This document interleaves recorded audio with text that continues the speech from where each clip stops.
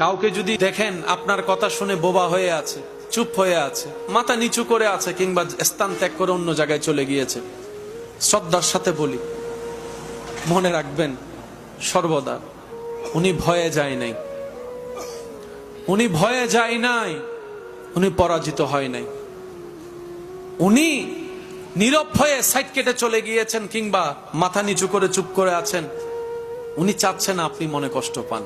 না হয় জবান ওনারও আছে, মুখ ওনারও আছে, যে কথা যে লেভেল আপনি বলেছেন সে শব্দের ডিকশনারি হয়তো আপনার চাইতো ভারী ওনারও আছে, কিন্তু উনি চাচ্ছে না ওনার মুখের সে আঘাতটা আপনার হৃদয়কে ক্ষত বিক্ষত করুক, সবার সামনে আপনার ইজ্জত কমে যাক, আপনি অপমানিত হন।